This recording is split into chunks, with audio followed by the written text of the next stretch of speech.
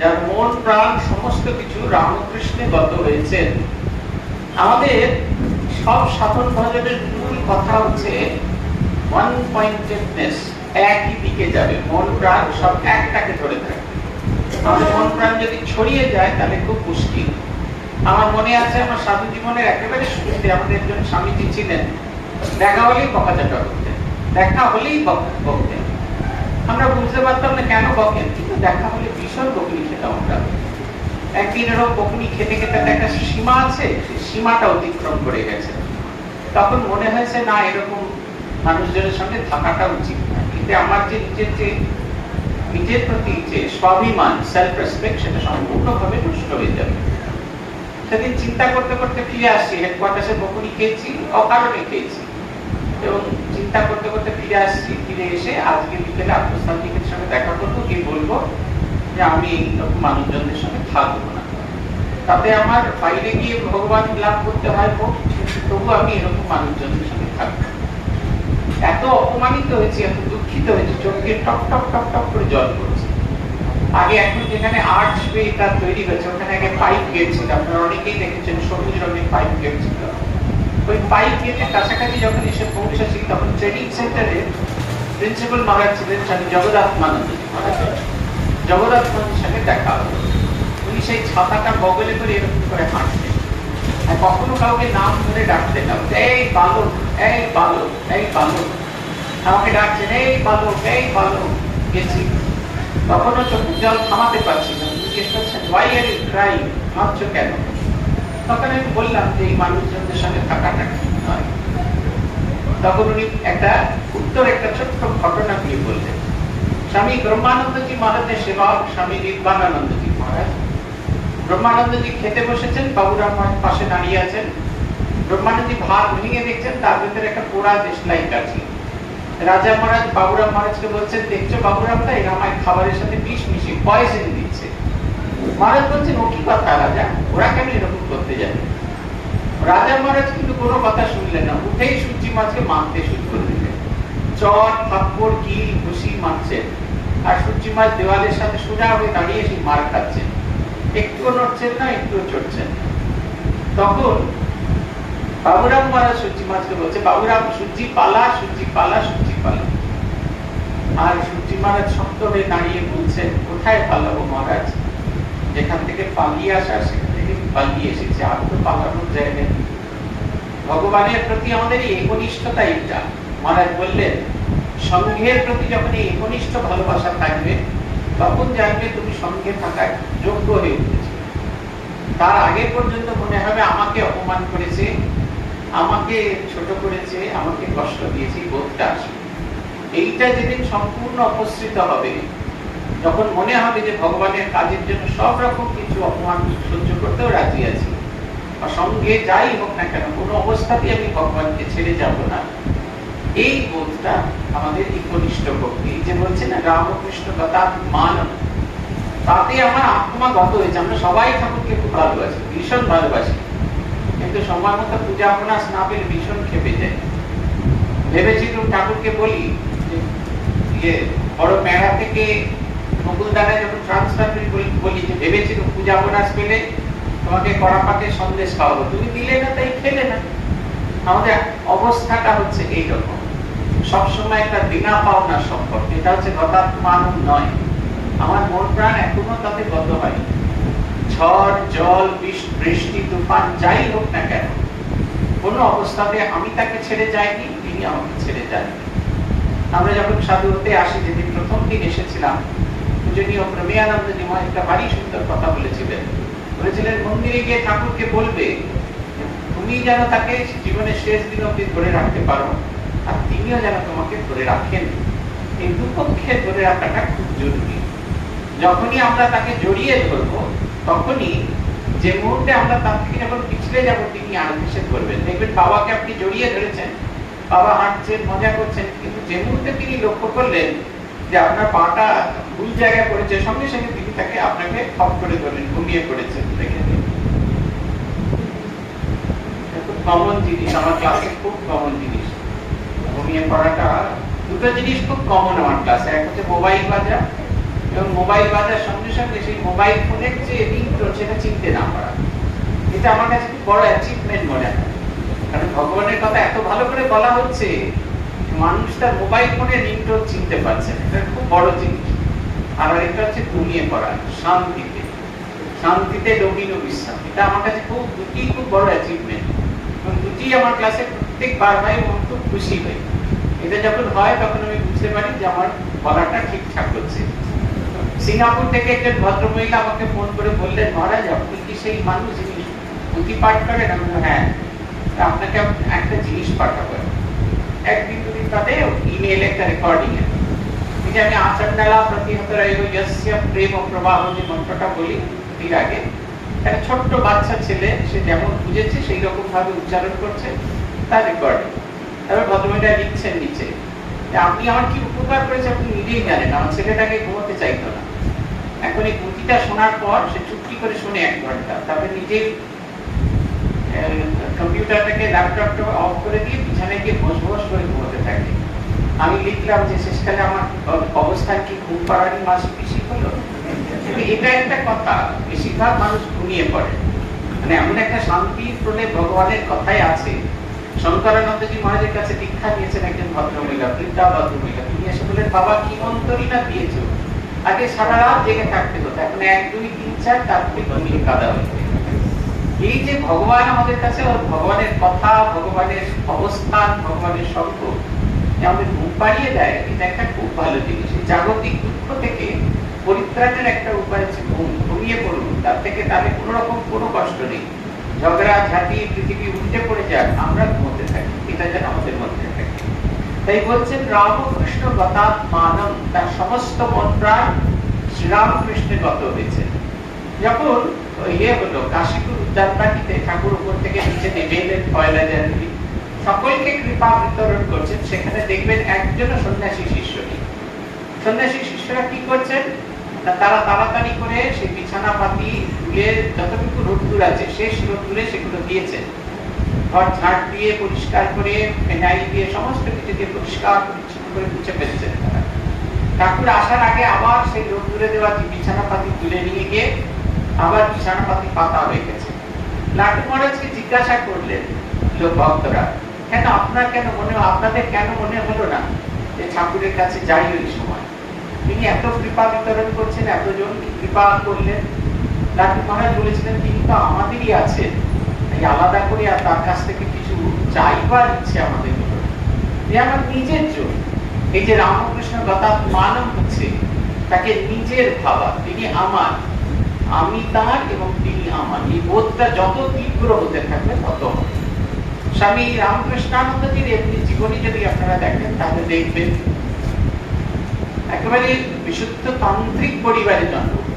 তারা কিন্তু আপনাদের এইখানকার জয়নগর মজিলপুরের আদতে বাসিন্দা ছিলেন রামকৃষ্ণানন্দজি, কিন্তু পরবর্তীকালে বর্ধমান রাজার সভাপতি, রাজ সভাপতি হওয়ার পরে ওই জায়গাটি, ওই যে ময়ালিছাপুর যে গ্রাম, সেটি জমিদারি হিসেবে পান এবং সেইখানে শুরু হয় তাদের বসবাস। 3 দেবী ছিলেন, দুর্গা, বিশালাক্ষী এবং মনসা। এই 3 দেবীর অবস্থান ঘটমূর্তিতে অবস্থান করেন। বৈশাখ মাসে যে বাসন্তী দুর্গা পূজা তিথি হয় সেই সময় তাদের উৎসবাদি হয়। দরিদ্র ব্রাহ্মণ যজন যাজন এই সমস্ত ক্রিয়াকলাপ করতেন এবং তন্ত্র চর্চায় তার বাবা ভীষণ রকমের পারদর্শী ছিলেন। এই পরিবারে 2 ছেলে এলেন শ্রীরামকৃষ্ণের কাছে। এক হলেন ওই ঈশ্বরচন্দ্রের ছেলে হচ্ছেন শ্রীরামকৃষ্ণের সন্তান রামকৃষ্ণানন্দজি, এবং রামকৃষ্ণানন্দজির ক্ষুদ্রতো ভাই স্বামী শারদানন্দ। তারা কলকাতায়, তার বাবা কলকাতায় এসেছিলেন, এসে ঔষধ ব্যবসা করে বিরাট প্রচুর পয়সা করেছিলেন। তার সন্তান এলেন, দুজনেই সেন্ট জেভিয়ার্স কলেজের ছাত্র। যেমন হিন্দু ধর্ম সম্পর্কে সম্পূর্ণ অবগত ছিলেন, ঠিক তেমনি ভাবে খ্রিস্ট ধর্ম এবং খ্রিস্ট ভাবনা সম্পর্কে অবগত ছিলেন। এবং এর প্রভাবে এই যে খ্রিস্টানদের যে প্রার্থনা পদ্ধতি, নিঃশব্দে নীরবে সেবা করার যে পদ্ধতি, এটা যেন তাদের ভিতরে সঞ্চারিত হয়েছিল। আপনারা দুজনের জীবনই দেখবেন নিঃশব্দে কাজ করছেন। শশী মহারাজের জীবনে কোন রকম সামান্যতম বাহুল্যের প্রকাশ নেই। আমরা যেরকম নানা রকম ভাবে নিজেদের প্রকাশ করতে যাই, এই আজকে এখান থেকে এলাম, ওই আজকে ওখান থেকে, শশী মহারাজের ভিতরে কোথাও সামান্য কিছু নেই, সবটাই তার স্বাভাবিক। দেব সেবা তার সবটাই তার স্বাভাবিক। ঠাকুরকে তিনি সেবা করতেন, যাতায়াত করতেন, বাড়ি থেকে যাতায়াত করে সেবা করতেন। তার মনে হলো বাড়ি থেকে যাতায়াত করে এসে ঠাকুরের সেবা করাটা ঠিক হচ্ছে না, তাই তিনি লেখাপড়া সমস্ত কিছু ছেড়ে কাশীপুর উদ্যানবাটিতে থেকে গেলেন। তার ভবিষ্যৎ কি হবে কি না হবে এসব কোনোরকম কিছু ভাবলেন না, একবারে মন প্রাণ উজাড় করে তিনি তার সেবাতে রত থাকলেন। এই জগৎটা যেন তার কাছে, জগতের যাবতীয় সুখ যেন তার কাছে মিথ্যা বলে প্রতিপন্ন হতে। কেমন সেবা ছিল? আত্মবৎ সেবা। শুধু আমাদের রামকৃষ্ণ সঙ্গে নয়, সমস্ত সঙ্গে সর্বত্র সব ধর্ম প্রবাহের ভেতরে এই শব্দটি, এই ভাবটি তিনি দিয়ে দিয়ে গেছেন। সেটা হচ্ছে আত্মবৎ সেবা। আপনি নিজেকে যেরকম ভাবে সেবা করতে ভালোবাসেন, আপনি নিজেকে যেরকম ভাবে সেবার উপযোগী করে তুলতে চান, নিজে যেভাবে সেবা নিতে চান, ঠিক সেইভাবে অন্যকে সেবা করা। তার সমস্ত কিছু কাজের পদ্ধতির মধ্যে কোনো বাড়াবাড়ি ছিল না। আপনারা যদি শশী মহারাজের আমার দেখানোর সুযোগ নিয়ে আপনাদের কাছে একটা পুঁথি আছে বেলুর মঠে, শশী মহারাজের হাতে লেখা, তুলোর কাগজে লেখা পুঁথি। সেই পুঁথি লেখে আগে ঠাকুরের জন্মতিথিটি পূজা হতো। প্রথমে হচ্ছে ঠাকুরের মহাস্নান, প্রথমে ঠাকুরের সাধারণ পূজা, ঠাকুরকে ফলমূল খাইয়ে, অল্প ফলমূল খাইয়ে স্বস্তি করে দেওয়া হতো। তারপরে হচ্ছে মহাস্নান, অস্থি বেরোয় তার মহাস্নান হয়ে গেলে ঠাকুরের বিশেষ পূজা, বিশেষভাবে তাকে অর্চনা করা হয়েছে। বিশেষ পূজা করতে গিয়ে যেন খিলে না পায় তাই সামান্য প্রকারের পূজা। তারপরে হচ্ছে হোম, তারপরে হচ্ছে ভোগ, ভোগ ভোগারতি হয়ে যাওয়ার পর এবার ঠাকুর স্বস্তিতে বসে বসে পুজো দেখবেন। কার পূজা দেখবেন? অন্যান্য অবতারদের, যেখানে যত অবতার আছে সব পূজা। শশী মহারাজের পূজা শেষ হতো বিকেল 4টে, এখন আর অত দেরি অবধি হয় না, 1টা-1:30টার মধ্যে পূজা শেষ হয়ে যায়। শশী মহারাজ নিজে হাতে লিখে লিখে সব মন্ত্রগুলি করেছিলেন, জোগাড় করেছিলেন। এই বইটি এখন মিউজিয়ামে চলে গেছে, আমরা কয়েকটা কপি তার জেরক্স করে রেখেছি, আমাদের কাছে আছে, পুঁথির মতো দেখতে। সেইটিতে ডিটেইলে লিখছেন প্রত্যেকটা জিনিস, ঠাকুরের সেবা, ঠাকুরের পুজো কিরকম হবে সেটা যেমন ডিটেইলে, ঠিক সেই রকম ঠাকুরের পূজা অর্চনে তো স্নান যেখানে আছে দেখবার মতো। আমরা দুর্গা পুজোর সময় ওই রকম ব্যবহার করি, ওই ছিটিয়ে ওইটাকে যে দন্তকাষ্ঠ, সেটার মুখটাকে থেঁতো করে দেওয়া হয়েছে, যাতে যখন ওই যে আপনারা যে টুথব্রাশ ব্যবহার করেন তাতে যে ব্রেসিল গুলো থাকে সেগুলো যেমন শক্ত আপনারা ব্যবহার করেন না, শক্ত হলে দাঁতে মাড়িতে লাগে, ঠিক সেই রকম আপনারা চান নরম বা মিডিয়াম, সেই রকম যেটা পরিষ্কার হবে অথচ খুব সহজে খুলবে, সেই মিডিয়াম দাঁত মাজার ব্যবস্থা কি করেছেন, সেইভাবে দন্তকাষ্ঠকে ব্যবহার করা। সকাল থেকে রাত্রির সেবা দেখার মতো, যেটা এখনো বেলুর মঠে চালু আছে। ঠাকুরকে ঘুম থেকে তুলিয়ে বিছানা থেকে তুলে, ঠাকুর সেই তার নিজের ব্যবহৃত বিছানাতেই শোন এখনো পর্যন্ত, সেখান থেকে তুলে তাকে মুখ ধোয়ানো, মুখ ধুইয়ে তাকে নিচে নিয়ে আসা, নিচে নিয়ে এসে তামাক টামাক দিয়ে তাকে ফল ভোগ দিয়ে আবার তামাক খাইয়ে স্বস্তি করে মঙ্গল আরতি।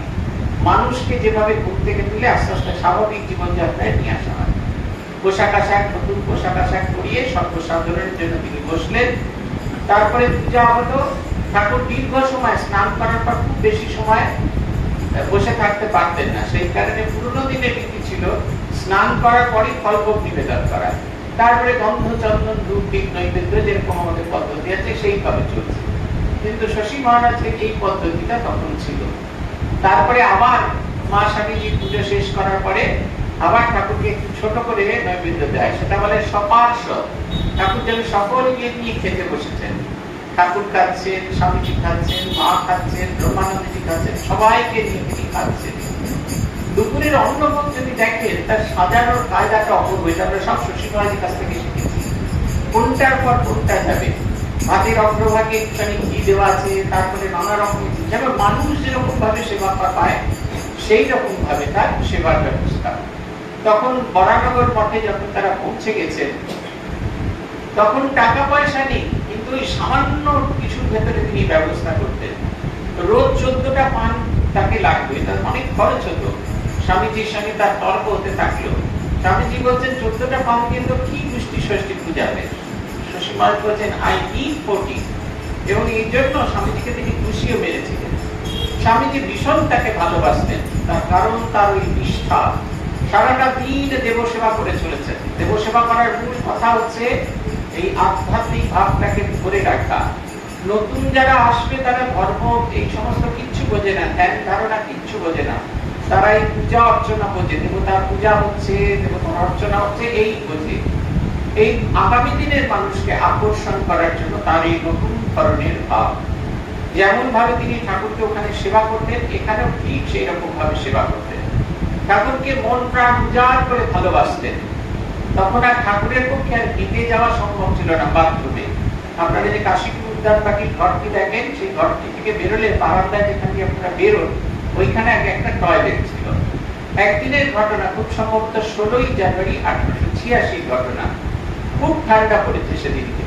ঠাকুর প্রস্তাব করেছেন, তারপরে ইউরিন পটটা নিয়ে সেটা পরিষ্কার করার জন্য পাশের ওই বারান্দা দিয়ে বাথরুমে যাচ্ছেন। ঠাকুর দেখছেন দরজা খোলা হয়েছে এবং ভীষণ ঠান্ডা সেদিনকে। শশী মহারাজের গায়ে একটা চাদরও নেই, তিনি তাই কাপড়ের ফুটটা গায়ে ফেলে সেইটা দিয়ে জড়িয়ে বাথরুমে যাচ্ছেন। শশী মহারাজ ফিরে এলেন, দেখলেন ঠাকুর হাঁটতে পারেন না, হামাগুড়ি দিচ্ছে। হামাগুড়ি দিতে দিতে দিতে দিতে দেওয়ালের কাছে একটা পেরেকের মধ্যে একটা শাল ঝুলছে, সেই শালটা ধরে এমনি করে টানছেন যাতে শালটা পড়ে। শশী মহারাজের খুব দুঃখ হলো, মনে হলো তিনি বোধহয় যথেষ্ট সেবা করতে পারছেন না, ঠাকুরের বোধহয় ঠান্ডা লাগছে। তাই জন্য তিনি অভিমান করে বললেন, আমায় তো বলতে পারতেন আপনার শীত করছে, আমি আপনাকে পেরে দিব, কেন বিছানা ছেড়ে নামলেন ঠান্ডা মেঝেতে? ঠাকুর বলছেন, ওরে না রে না, আমার শীত করছিল না, আমি দেখছিলাম তোর গায়ে কোনো গরম জামা কাপড় নেই। শশী মহারাজ পরবর্তীকালে স্মৃতিচারণ করছেন, সবাই বলছেন যে আপনারা কত ঠাকুরকে ভালোবাসেন। বলছেন, আমরা শুধু ভালোবাসিনি, তিনিও আমাকে ভালোবেসেছিলেন। এই যে ভালোবাসা আদায় করে নেওয়া, ভগবানের কাছ থেকে ভালোবাসা আদায়, ভগবান তো ভালোবাসবেন, সবার মাঝখান থেকে আমার তার ভালোবাসা আদায় করে নেওয়া, এই পদ্ধতি ছিল। শশী মহারাজ সেই চাদর কোনোদিন করেননি। শশী মহারাজ পরবর্তীকালে সেই চাদরটি স্বামী ব্রহ্মানন্দজিকে দেন, ঠাকুরের মানস পুত্র তাকে দেন এবং তিনি ব্যবহার করতেন। শশী মহারাজের এই ভালোবাসা নিরন্তর চলতে থাকছে। এই বরানগর মঠ ছেড়ে সবাই চলে গেছে, খাওয়া নেই, কিছু নেই, ভিক্ষার অভাব, সবাই চলে গেছে। শশী মহারাজ কখনোই চলে যাননি। গুরু ভাইরা অভুক্ত আছেন, কিছু খাবার নেই, এখান থেকে ওখান থেকে ভিক্ষা করে তেলাকুচির পাতা সেদ্ধ আর তাতে লবণের টকনা, এই লবণ লেবুর টাকনা দিয়ে খাওয়া হয়েছে। একটি লেবু, সেটাকে কেটে লবণের মধ্যে মিশিয়ে রাখছে, সবাই একটি করে খাচ্ছে, আর গুরু ভাইরা একবার করে সেই লেবুটাকে চাটছে যাতে কারোর গলা খুঁটখুট না করে। একদিন সেটিও জোগাড় করতে পারেনি, পাশের বাড়িতে গিয়ে ভিক্ষা করছেন। ভিক্ষা করে পোয়াটা চাল, একটু ঘি আর কয়েকটা আলু জোগাড় করেছেন। সেই ভাত সেদ্ধ করেছেন, আলু সেদ্ধ করেছেন, তারপরে ঘি দিয়ে ভাতটা মেখে ঠাকুরকে নিবেদন করেছেন। তারপরে সেটিকে টুকরো টুকরো গোল্লা করেছেন। তার গুরু ভাইরা সবাই তপস্যা করছেন। তারপরে আস্তে আস্তে একটা থালায় করে সেই গোল্লা নিয়ে এক একজনের মুখে ঢুকিয়ে দিচ্ছেন।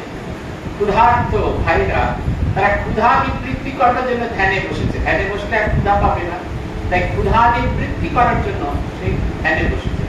সেই ক্ষুধার্ত ভাইদের মুখে সেইটি দিয়ে দিচ্ছেন। সন্ধ্যাবেলার বর্ণনা আছে বিরজানন্দজির স্মৃতি কথায়, জয় গুরু জয় গুরুদেব, তখন এই খণ্ডানুভব বন্ধন ছিল না, জয় শিব ওঙ্কারাই গানটিকে ঠাকুরের আরতি হতো। শশী মহারাজ রুচি দেখাতেন, একদিক থেকে আরেক দিক নাচতেন আর একদিকে করতেন। যেমন করে ঠাকুর থাকতেন, তার গদি বালিশে যেরকম বসিয়ে ঠাকুরকে তিনি সেবা করতেন। ঠাকুরের সমাধি যখন হচ্ছে, সমাধি করা হচ্ছে ঠাকুরের অস্থিকে কাশী আমাদের ঠাকুরগাছি জগদ্দারে মাটি ফেলা হচ্ছে, নমাত্র মাটি ফেলছে না। শশী মহারাজ হাউ হাউ করে কাঁদছেন আর বলছেন, ওগো ঠাকুরের লাগছে গো, ঠাকুরের লাগছে গো। কাশীপুর শ্মশান ঘাটে ঠাকুরকে দাহ করা হচ্ছে, দাউ দাউ করে সেই চিতা জ্বলছে। শশী মহারাজ কোথা থেকে একটা তাল পাতার পাখা নিয়ে এসে সেই আগুনেতে হাওয়া দিচ্ছেন আর বলছেন, ঠাকুরের বড় কষ্ট হচ্ছে গো, ঠাকুরের বড় কষ্ট। শ্রীরামকৃষ্ণ তার কাছে কোনো মূর্তি ছিলেন না, শ্রীরামকৃষ্ণ হলেন তার কাছে একটা ভাবগুরু তরুণ। আপনারা যারা ক্যাসেল কর্নারে যাবেন চেন্নাইতে, সেই ক্যাসেল কর্নারে একটা সিঁড়ি আছে, সেই সিঁড়িটা ওরা যারা দেখায় তার ওই সিঁড়িটা দেখায়। ওই সিঁড়িতে দাঁড়িয়ে স্বামীজির কথা বলে যেতেন। ক্যাসেল কর্নার বা আইস হাউস, সেইখানে একটা সময় বরফ রাখা, বরফ যাতে গলে না যায় মেরিনা বিচের হাওয়াতে, তাই বাড়িটা সবটুকু গোলাকার, যাতে হাওয়া লাগা মাত্র বেরিয়ে যেতে পারে অন্যদিকে, কোনোভাবে বাড়ির ভেতরে না প্রবেশ করতে পারে। ভীষণ গরম বাড়িটা, শুধু যেখানে স্বামীজি আছেন, স্বামীজির ঘরটা যেখানে এয়ার কন্ডিশন আছে বলে সেখানে ঢোকা যায়, নাহলে পুরো মিউজিয়াম দেখতে দেখতে ঘেমে স্নান করে যাবে। সেই ক্যাসেল কর্নারে স্বামীজিকে রাখা হয়েছিল। সেই সিঁড়িটায় দাঁড়িয়ে স্বামীজি বলছেন যখন তিনি ফিরে আসছেন কলকাতায়, যে তোমাদের চেয়েও গোড়া, তোমাদের চেয়েও শাস্ত্রপাঠী, তোমাদের চেয়েও নিষ্ঠাবান, তোমাদের চেয়েও বড় ব্রাহ্মণকে আমি পাঠাবো, আমার গুরু ভাইকে পাঠাবো তোমাদের কাছে আমার প্রতিনিধিত্বে। ক্যাসেল কর্নারে দুটি ছোট ছোট ঘর, একটা ছোট্ট ঘর যে ঘরে রামকৃষ্ণ মঠ চেন্নাই বা মাদ্রাজ মঠ শুরু হলো, আর আরেকটা ঘরে শশী মহারাজ এবং বিশুদ্ধানন্দ থাকতেন। কি অপরিমেয় কষ্ট, কল্পনা করা যায় না। আর্থিক কষ্ট, তারপরে গরম, কখনো তিনি এর আগে কখনো সহ্য করেন, কিন্তু স্বামীজি তাকে আদেশ করেছেন, তাই তিনি গিয়েছেন। সেখানে গিয়েও সেই একভাবে শ্রীরামকৃষ্ণের তিনি সেবা করছেন। রাত্রিরে লুচি ভেজে দিয়েছেন, আমরা যেমন একসঙ্গে অনেক লুচি ভেজে নিয়ে যাই সেরকম নয়, একটা একটা করে লুচি ভেজে কুঞ্চির মাথায় বসিয়ে সেগুলো নিয়ে যাচ্ছেন, ঠাকুর গরম গরম খাবেন। তারপরে সারাদিন আশ্রমের যাবতীয় কাজকর্ম করা, আশ্রমে অর্থ ভিক্ষা করার জন্য সে ভিক্ষা করতে যাওয়া, তারপরে বিভিন্ন জায়গায় গিয়ে ক্লাস নেওয়া, সাহিত্য, বেদান্ত সাহিত্য বলা। এত অল্প পয়সা ছিল যে ঘোড়ার গাড়ির ভেতরে ঢোকার মতো তার পয়সা ছিল না। আপনারা আমরা কেউ কল্পনা করতে পারবো না সেই ঘোড়ার গাড়ি, ঠ্যাংরা ঘোড়ার গাড়ি পাদানিতে দাঁড়িয়ে তিনি আসতেন। তার শরীরটা বিরাট বড় ছিল, তাই ভেতরে ঢুকলেও তার কষ্ট হতো। সেই পাদানিতে দাঁড়িয়ে আর দরজাটাকে বুকে করে জড়িয়ে এরকম এক জায়গা থেকে আরেক জায়গা থেকে ছুটে যেতেন, শ্রীরামকৃষ্ণের কথা বলতে। তিনি বিশ্বাস করতেন ওইখানে কেউ বসে আছেন, ওইখানে স্বয়ং ঠাকুর বসে আছেন, তার কথা শুনবেন। একটি জায়গায় গেছেন, গিয়ে দেখছেন একজনও কেউ আসেনি, শ্রোতা একজনও আসেন, কিন্তু শশী মহারাজ বলেই যাচ্ছেন। একবারটা বলা হয়ে গেছে, ওই খাতা গুটিয়ে যেরকম ঠাকুরকে প্রণাম করে তিনি ফেরত আসেন, সেরকম ফেরত এসেছেন। সেই কথা শুনে একজন তাকে জিজ্ঞেস করলেন, মহারাজ কোনো শ্রোতা ছিলেন না তো, কাকে বললেন? বলছে আমি তো শ্রোতাদের বলতে চাই না, আমি ঠাকুরকে বলতে চাই। ঠাকুর বসেছিলেন, তাকে শুনিয়েছি, তারপর আবার আমি ফেরত এসেছি। একদিন দুদিন নয়, দিনের পর দিন আমাদের দক্ষিণ ভারতের যত কেন্দ্র তৈরি হয়েছে, চেন্নাই ছাড়াও চেন্নাই মঠ, চেন্নাই স্টুডেন্টস হোক, ব্যাঙ্গালোর মঠ, আলসুর, যেখানে যেখানে সালেম, যেখানে যেখানে আমাদের দক্ষিণ ভারত থেকে শুরু হয়েছে, সমস্ত কিছুর পেছনে স্বামী রামকৃষ্ণ। ওদেশের ভাষা বুঝতেন না, কিন্তু ওদেশের মানুষকে তিনি ভালোবাসা দিয়ে এক জায়গায় করে ফেলেছিলেন। তিনি ঠাকুরকে স্থূল শরীরে নিয়ে যেতে পারেননি, এটা তার দুঃখ ছিল। তাই তিনি স্বামী ব্রহ্মানন্দজি মহারাজকে নিয়ে গেছিলেন এবং শ্রী শ্রী মাকে নিয়ে গেছিলেন। অদ্ভুত একটা ভাবের দৃষ্টি দিয়ে তারা তাকে দেখতেন। ব্রহ্মানন্দজির সঙ্গে তার একটু মতবিরোধ হলো। ব্রহ্মানন্দজি ছেলে মানুষের মতো তার সঙ্গে কথা বলা বন্ধ করে দিল। একদিন গেল, দুদিন গেল, তৃতীয় দিন শশী মহারাজ ব্রহ্মানন্দজির সামনে সাষ্টাঙ্গে প্রণাম করে বললেন, তোমার কি আমার মধ্যে খুব সাধারণের উপর অভিমান করা সাজে? ব্যাস, দুজনের অভিমান সম্পূর্ণ নাশ হয়ে গেল। মা ঠাকুরকে দক্ষিণেশ্বরে নিয়ে গেলেন, দক্ষিণ ভারতে নিয়ে গেলেন। একবারে বেস্ট যত রকমের পদ্ধতিতে মাকে সেবা দেওয়া যায় সব রকমের। ব্যাঙ্গালোর মঠে মা সেই ছোট্ট টিলার উপরে বসলেন। শশী মহারাজের মনে হলো মায়ের বলে নিজের স্বরূপ অনুভূত হবে। তিনি ছুটতে ছুটতে যাচ্ছেন আর বলছেন, দেবী কি শেষকালে পর্বত বাসিনী হলেন? গিয়ে দেখলেন মা বসে আছেন, তিনি সেই প্রার্থনা করছেন, সর্বমঙ্গল মঙ্গলে শিবে সর্বার্থ সাধিকে শরণ্যে ত্র্যম্বকে গৌরী নারায়ণী নমস্তে। জগৎ কল্যাণের জন্য, জগৎবাসীর কল্যাণের জন্য মাকে তিনি দক্ষিণ মুখ হয়ে জপ করতে বললেন। মা যেন সেইখানে করেন। রামেশ্বরমে নিয়ে গেলেন, দিয়ে সোনার বেলপাতা দিয়ে পুজোটি করালেন। মায়ের মুখ থেকে তার স্বরূপ প্রকাশিত হলো, যেমনটি দেখেছিলাম তেমনটি রয়েছে। শশী মহারাজের আজীবন যা কিছু কাজ, সমস্ত কিছুর ভেতরে শ্রীরামকৃষ্ণের সেবাই রয়েছে। সে তিনি সবজি কুটুন, বাড়ি তৈরি করুন, রান্নাই করুন, আর শ্রীরামকৃষ্ণের পূজাই করুন, অথবা ক্লাস করুন, বা মানুষজনের সঙ্গে কথা বলুন, সব কিছুর মধ্যে একটাই জিনিস তিনি শ্রীরামকৃষ্ণের প্রীতি উৎপাদনের জন্য করেছেন।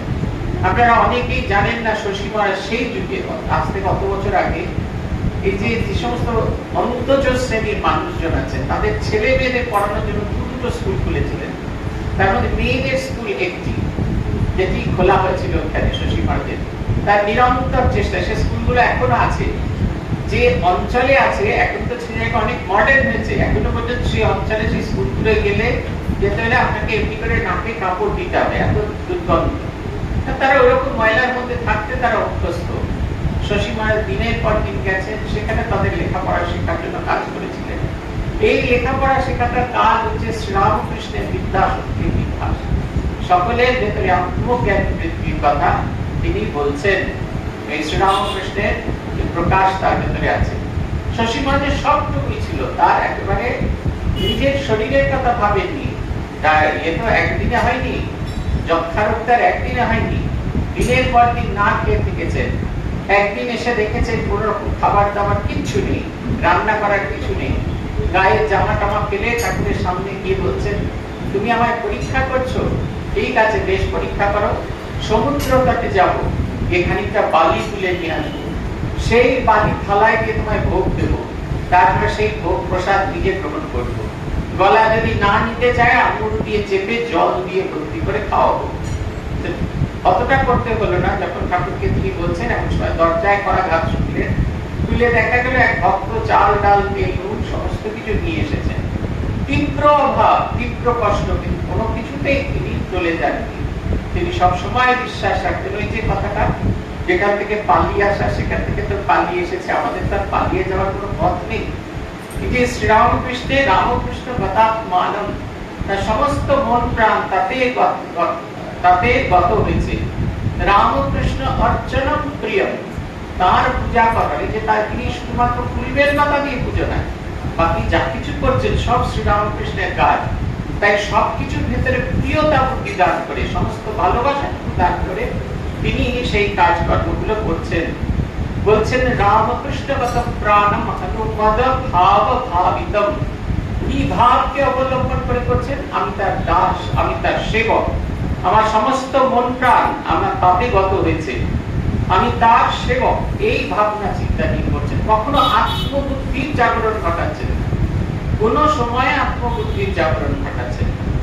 কিরকম দেখুন, পরবর্তীকালে ঠাকুরের মহাপ্রায়ের পর তিনি স্বামী ব্রহ্মানন্দজিকে শ্রীরামকৃষ্ণের প্রতিমূর্তি বলে মনে করতেন বলে শ্রীরামকৃষ্ণের যাবতীয় আদেশ ওনার মাধ্যমে আসছেন এই ভাবতেন।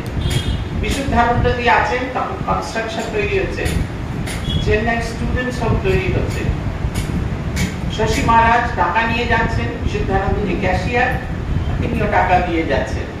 একদিন রাজা মহারাজ বললেন যে তুমি টাকা দিচ্ছ, কোনো হিসাব রাখো? বলছে না, কোনো হিসাব রাখি না। বলছে না, ওসব বলে হবে না, শশীকে বলো যে অ্যাডভান্স কাগজে সই করে তারপরে ওই টাকাটা দাও, আর ওই কাগজটি তোমার কাছে রেখে দাও। এইরকম ভাবে যখন প্রথমে তিনি অসন্তুষ্ট হলেন, যখন শুনলেন স্বামী ব্রহ্মানন্দজি বলেছেন, সঙ্গে সঙ্গে রাজি হয়ে তিনি প্রত্যেক দিন সই করেন, টাকা নিয়ে চলে যাবেন। বিশুদ্ধানন্দজি ওখান থেকে ব্যাঙ্গালোর চলে যাবেন, ট্রান্সফার হয়ে যাচ্ছে। শশী মহারাজকে বোঝাচ্ছেন, বলছেন মহারাজ আপনার এত টাকা অ্যাডভান্স নিয়ে রাখা আছে। শশী মহারাজ হতেই পারে না। তখন আস্তে আস্তে সেই একটা করে কাগজ বার করতে থাকলেন বিশুদ্ধানন্দ, এবং বিশুদ্ধানন্দজিকে যখন তিনি দেখালেন বিশুদ্ধানন্দজি, তখন তিনি মেনে নিলেন, হ্যাঁ এগুলো আছে। কিন্তু কিরকম অদ্ভুত কথা তিনি বলছেন, ভাগ্যিস তোমাকে বাঁচিয়ে দিয়ে গেলেন, স্বামী ব্রহ্মানন্দজি তোমাকে বাঁচিয়ে দিয়ে গেলেন। কারণ ব্রহ্মানন্দজি যদি না বলতেন, এই টাকাগুলোর কথা আমার মনে পড়তো না, এই কাগজ লিখিয়ে নেওয়াটাও এটাও তোমার দ্বারা হতো না। ফলে হিসেবের গোলমাল হয়ে যেত, তোমার আমার ভেতরে মনের বিভেদ হয়ে থাকতো। এই যে দেখুন, অত বড় একজন টাওয়ারিং পার্সোনালিটি তার নিজের বুদ্ধিকে স্বীকার করে নিচ্ছে, তাতেও তার কোন রকম বিয়ে নেই। কারণ সব হচ্ছে শ্রীরামকৃষ্ণের সংসার। অনুমদ ভাব ভাবিতম, তার শরীর চলে যাওয়াটা অদ্ভুত রকমের। তিনি একেবারে যক্ষায় আক্রান্ত হলেন, তাকে ওখান থেকে নিয়ে আসা হলো, চেন্নাই থেকে নিয়ে আসা হলো। পথে এই ওড়িশার ওখানে বালাসোর এই জায়গায় শশী মহারাজের সঙ্গে স্বামী ব্রহ্মানন্দজি দেখা হলো। রাজা মহারাজ বলছেন, শশী এ কি করেছো? ভালো করে ফিরে যাও, এখন ফিরে যাও, গিয়ে ভালো করে নিজের শরীরকে ঠিকঠাক করার চেষ্টা করো। মায়ের বাড়িতে শশী মহারাজকে নিয়ে আসা হলো। শশী মহারাজ সেখানে থাকলে ভীষণ রকমের কষ্ট, তার খুব কষ্ট হচ্ছে, কিন্তু তিনি একবারে মন প্রাণ দিয়ে একবারে শ্রীরামকৃষ্ণের ভাবে ভাবিত। একটি মাত্র ইচ্ছা প্রকাশ করছিলেন, সেটা হচ্ছে জগৎ জননী মা শারদার দর্শন। কিন্তু মায়ের সঙ্গে অনেক লোক থাকতো, তখনকার দিনে টিভিকে খুব ছোঁয়াচে রোগ বলা হতো, তাই মা সকলকে নিয়ে যেতে পারবেন না, তাই মা গেলেন না। শশী মহারাজকে কিন্তু একটা অদ্ভুত দর্শন দিলেন।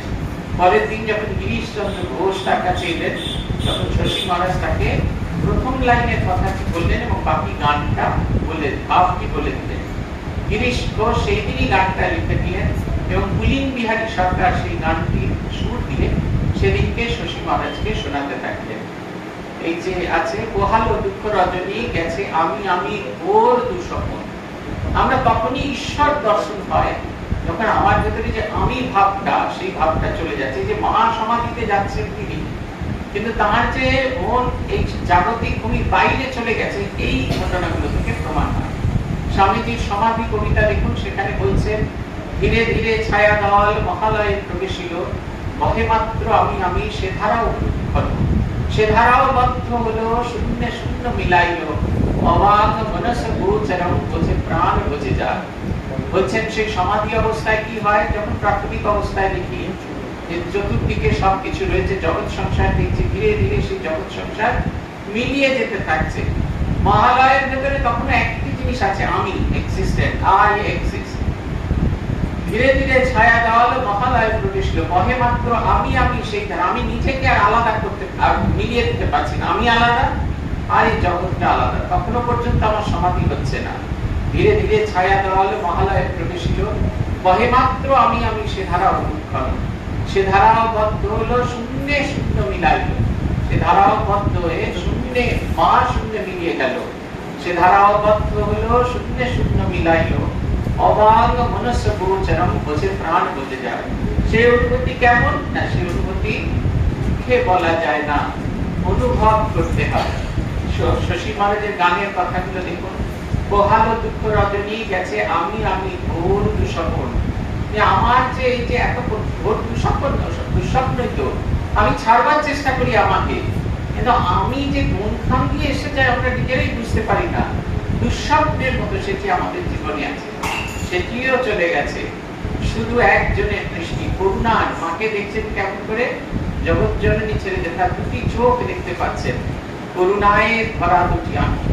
তিনি বলছেন, ঠাকুর আছেন তোমার পেছনে, অতএব এই জগৎ সংসার থেকে যদি তুমি চলে যাচ্ছ, অন্তিমে তিনি তোমাকে কোলে নিয়ে চলে যাবে। কত বড় আশ্বাসের কথা। আমরা যারা শ্রীরামকৃষ্ণকে আঁকড়ে, শ্রীরামকৃষ্ণকে জড়িয়ে ধরে বাঁচার চেষ্টা করি, তাদের কাছে কত বড় আশ্বাসের কথা। শেষকালে যখন হবে, তখন তিনি আমাদের কোলে করে নিয়ে যাবেন। আমাদের দুঃখ করার কিছু নেই। আমাদের তাহলে করণীয় কি? শশী মহারাজের জীবন আমাদের তিনটে জিনিস করণীয় দিচ্ছেন। এক হচ্ছে রামকৃষ্ণ গতাত্মানম, আমাদের জীবনের সমস্ত কিছুকে গুটিয়ে শুধু এক জায়গায় নিয়ে আসা। রঘুনাথ আনন্দজি বলতেন, প্রিয়তাম পুণ্ডরীকাক্ষ সর্বযজ্ঞেশ্বরোপরি তস্মিন তুষ্টে জগৎ তুষ্টম প্রণীতে প্রণীত জগৎ। এই জগৎ সংসারে কাজ করব কেমন করে না, এই সমস্ত কাজ তোমার প্রীতি উৎপাদনের জন্য করছি। কারণ তুমি প্রীত হলে জগৎ প্রীত হবে, তুমি যদি অসন্তুষ্ট হও জগৎ অসন্তুষ্ট হবে। প্রথম হচ্ছে রামকৃষ্ণ গতাত্মানম, রামকৃষ্ণার্চন প্রিয়। এই যাবতীয় কিছু সে তার অর্চনা, তার পূজা, তার প্রিয়তা উৎপন্ন করার জন্যই এই রামকৃষ্ণ অর্চনা। আর এটা খুব সহজে কেমন করে হবে? হনুমদ ভাব ভাবিতম, সেবকের, আমি তোমার দাস, আমি তোমার সেবক। সেখানে কি হয়? আমিটা অপসৃত হয়ে যায়। যখন আমরা কারোর সেবা করি, দেখবেন বাড়িতে চাকরকে রেখেছে, তার কিন্তু কোনো মতামত ছাড়ে না। বাবু বলে, চল আমার পাটা মোচড় দিতে যা, পা মোচড় দিতে থাকি। আমি বলি না বাবু আজকে থাক, কালকে, আজকে আমার হাতটা গাটা ম্যাচ করছে, আজ আর পারছি না। আমার কোনো ভূমিকা নেই, আমার কোনো বক্তব্য নেই, কারণ আমি চাকর। তিনি যেমন কি করতে বলবেন ঠিক সেরকম করতে হবে। তার ভাবিতে সম্পূর্ণ ভাবিত হয়ে যাওয়া। রামকৃষ্ণ ভাব ভাবিতম, হনুমান ভাব ভাবিতম। হনুমান যেরকম রামচন্দ্রের সেবা করছেন, সে একনিষ্ঠ ভক্তি নিয়ে। এই একনিষ্ঠ ভক্তিটা খুব ইম্পর্টেন্ট। আমাদের রাম নামে আমরা বলি, শ্রীনাথে জানকী নাথে অভেদ পরমাত্মনি তথাপি মম সর্বস্য রাম কমল লোচন। আমি জানি শ্রীনাথ লক্ষ্মীপতি নারায়ণ, জানকীনাথ রাম, সীতাপতি রামচন্দ্র, এরা দুজন এক এবং অভেদ। তথাপি মম সর্বস্য রাম কমললোচনা, তবু আমার মন প্রাণ অন্তরাত্মা সব তোমাতে গত হয়েছে, তোমাকে সম্পূর্ণভাবে নিবেদন করছি। এই তোমাতে সম্পূর্ণভাবে আত্মনিবেদন, এটা হচ্ছে শ্রীরামকৃষ্ণের ভক্তের জীবনের অত্যন্ত জরুরি জিনিস। মহাপুরুষ আমাদের ভক্তমালিকা গ্রন্থের শুরুতে মাধবানন্দজির একটি ভূমিকা আছে, পাঠলেন করবেন, সেখানে তিনি বলছেন শ্রীরামকৃষ্ণ হচ্ছেন বিদ্যুতাধার, আর শ্রীরামকৃষ্ণের ভক্তরা হলেন সেই বিদ্যুতের তড়িৎবাহী তার। শ্রীরামকৃষ্ণের শক্তি তাদের ভিতর প্রকাশিত হচ্ছে, বিভিন্ন ভাবে বিভিন্ন জায়গা দিয়ে প্রকাশিত হচ্ছে। আবার তিনি তুলনা করছেন, শ্রীরামকৃষ্ণ যদি একটি পুষ্পের স্তবক হয়, তাহলে সেই পুষ্পের স্তবকে গোলাপ, জুঁই, ফুল, বেলি, আলাদা আলাদা ফুল আছে, তাদের আলাদা আলাদা সৌরভ, তাদের আলাদা আলাদা সৌন্দর্য। ভক্তরা হলেন তাই, এবং সেই সমগ্র সৌন্দর্য, মিশ্রিত সৌন্দর্য হচ্ছে শ্রীরামকৃষ্ণ। তাহলে আমরা ভক্তদের জীবন করবো কেন? কেন তাদের সন্ন্যাসী জীবন করব? ঠাকুরের জীবন করলেই হয়।